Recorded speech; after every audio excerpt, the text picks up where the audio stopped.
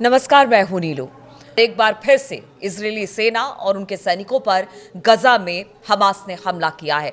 ये कितना बड़ा हमला है, कितना नुकसान हुआ है, कितने सैनिक मारे गए हैं, बातचीत करने के लिए मयंक मेरे साथ जुड़े हैं। मयंक, आप देख रहे हैं हम कि पहला अभी कुछ दिन पहले ही, अब 2-4 दिन पहले एक बड़ा हमला हुआ, फिर एक बड़ा हमला अब बताया जा रहा है जिसमें कुछ सैनिक इजरायलियों के मारे गए हैं।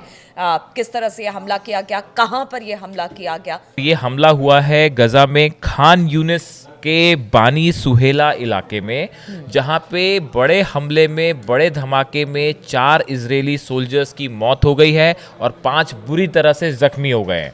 देखिए, ये बहुत बड़ा हमला है और ये बड़ी कैजुअलिटी है जिसमें 4 इजरायली सोल्जर्स मारे गए हैं और 5 जो है वो बुरी तरह जख्मी हैं।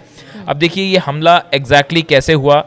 ये जो खान यूनिस का बाहरी इलाका है, यहाँ पे एक बिल्डिंग में एक इजरायली सेना के करीब 12 सैनिक जो हैं वो ऑपरेशन करने के लिए उस बिल्डिंग के अंदर दाखिल हुए थे और इन्हें ये शक था कि इस बिल्डिंग के अंदर से किसी तरह की टनल हो सकती है। देखिए, हमने जो आपको पहले भी बताया कि इजरायली सैनिक जो हैं वो लगातार जो बंधक हैं इनको खोजने की कोशिश में जुटे हुए हैं, जिनका अभी तक कोई सुराग नहीं मिला है। इनको खोजने के लिए वो बिल्डिंग तलाश रहे हैं कि भाई किसी बिल्डिंग के नीचे से कोई टनल तो नहीं जाती। इसी की खोज के लिए 12 इजरायली सैनिक जो हैं वो एक बिल्डिंग में दाखिल होते हैं। लेकिन वो जैसे ही बिल्डिंग में दाखिल हुए, ये एक एम्बुश था, एक वहाँ पे जो है पहले से एक बड़ा आईईडी लगाया गया हुआ था। जैसे ही 12 इजरायली सोल्जर्स उस बिल्डिंग में दाखिल हुए, उसे रिमोट के जरिए ब्लास्ट कर दिया गया और उसके बाद धमाका इतना तेज था कि वो पूरी की पूरी बिल्डिंग कोलैप्स हो गई। और उस बिल्डिंग के गिरने की वजह से और धमाके की इंटेंसिटी की वजह से 4 जो इजरायली सोल्जर्स हैं उनकी मौके पर मौत हो गई, 5 जो है वो बुरी तरह से घायल हुए और 12 के 12 सोल्जर्स उस मलबे में दब गए। जिसके बाद उनको बाहर निकालने का काम शुरू हुआ, लेकिन उसमें काफ़ी वक्त लगा क्योंकि उस इलाके में एम्बुश का खतरा था। वहाँ पे पहुँचना, बैकअप इजरायली जिस तरह से पहले हमला हुआ कुछ उसी तरह का हमला है। इस बार जो है वो चूंकि बिल्डिंग के अंदर हमने देखा कि पहले जो है टनल्स के बाहर या फिर रास्तों पे आईडी लगाए गए थे, लेकिन ये पहली बार ऐसा देखने को मिला है जिसमें एक बिल्डिंग के अंदर आईडी लगाया हुआ था और पहले से एक प्लॉट तैयार था कि भाई इजरायली सैनिक जैसे ही आएंगे खोजने के लिए उसे ब्लास्ट कर दिया जाएगा। और बिल्कुल उसी तरह से ये ब्लास्ट हुआ। उसके बाद कई घंटों तक इजराइल को मशक्कत करनी पड़ी अपने सोल्जर्स को बाहर निकालने के लिए। एक तो जो मलबा गिरा हुआ था बिल्डिंग का, उसके नीचे सोल्जर दबे थे, वहां निकालने में बड़ी मुश्किल हुई। फिर उनको हेलीकॉप्टर से जो है वापस इजराइल भेजा गया। इसके बाद देखिए जो बयान सामने आए हैं इजरायली सेना की तरफ से भी ये कंफर्म कर दिया गया है प्रेस कॉन्फ्रेंस करके कि 4 हमारे सोल्जर्स की डेथ हुई है और 5 घायल हैं। हालांकि कुछ जगह इजराइल में ही कुछ जो न्यूज़ सोशल मीडिया में न्यूज़ में इस तरह की खबरें हैं कि ये मौत का आंकड़ा और बढ़ सकता है और कुछ ऑलरेडी ये कह रहे हैं कि 4 की नहीं बल्कि 5 सोल्जर्स की ऑलरेडी डेथ हो गई है। ऐसी भी खबरें हैं और कई बुरी तरह से घायल है।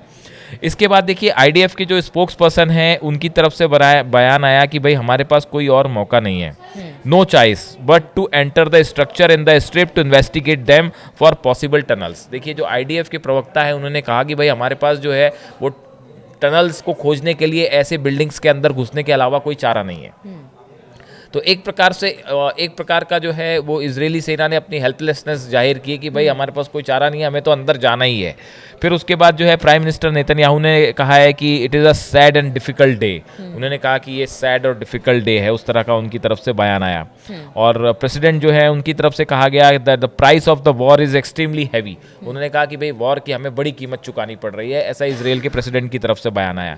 अब देखिए हमास की तरफ से जो है वो उनके प्रवक्ता की तरफ से जो अबू उबैदा के नाम से बयान आते हैं जिनके, उनकी तरफ से कहा गया the enemy's people have no choice but to force their leadership to hold the war of extermination और prepare to receive more of their sons in the coffins. Hamas की तरफ से कहा गया है कि आप अपने बड़े लीडर्स को समझाइए कि ये जो गजा में लोगों को मारने का सिलसिला है इसको बंद करिए, वरना फिर आपके लोग भी इसी तरह ताबूत में आपको भिजाए जाएंगे। तो हमास की तरफ से एक बार चेतावनी की तरह बयान दिया गया है। अब देखिए ये इस पूरे वॉर के बाद जो है ये हमला, ये बहुत ही बड़ा हमला माना जा रहा है। अभी है जैसा आपने बताया, अभी पिछले हफ्ते 5-6 दिन पहले की बात है कि ऐसे ही इजरायली सोल्जर्स का एक पूरा काफिला उड़ा दिया गया था सड़क के किनारे जो है, और वो तो इजरायली सेना जो बम इस्तेमाल करती है उसी को आईडी की तरफ से इस्तेमाल किया गया था। हो सकता है इस मामले में भी यही हो।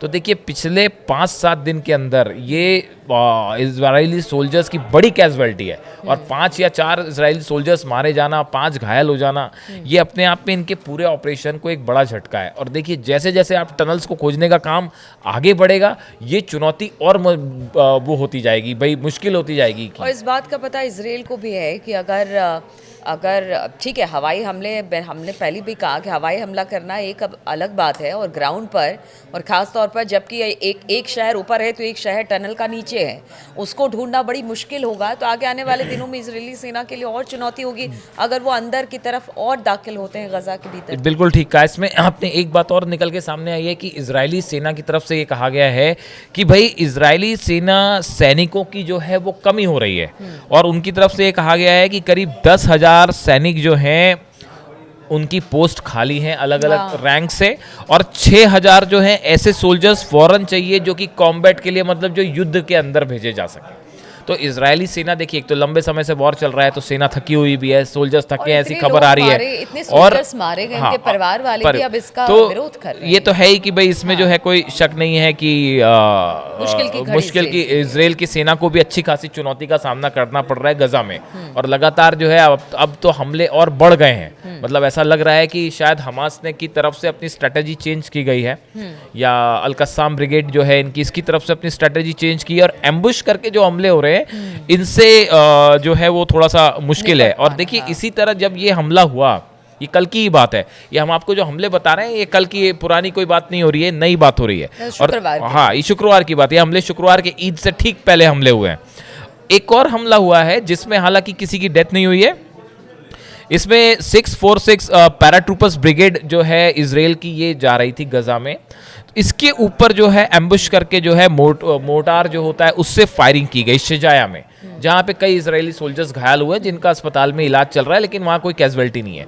तो देखिए जिस तरह से एम्बुश करके हमले हो रहे हैं, अब इनसे पार पाना इजराइल के लिए एक बड़ी चुनौती है। और ईद से ठीक पहले जो सोशल मीडिया में बात वायरल हो रही है कि जिस तरह से इजरायली सैनिक मारे गए, ये भी तो है मयंक कि जिस तरह से गजा के हालात हैं, अब सामने यही है कि या तो लड़ो या तो मरो। हाँ, तो अब ये एक आर पार की लड़ाई जो है वो शुरू हो गई है गजा में, जिसमें जल्दी ही एक नतीजा निकलता दिखेगा कि इस पार या उस पार, लेकिन फिलहाल इजरायली सेना के लिए बड़ा झटका।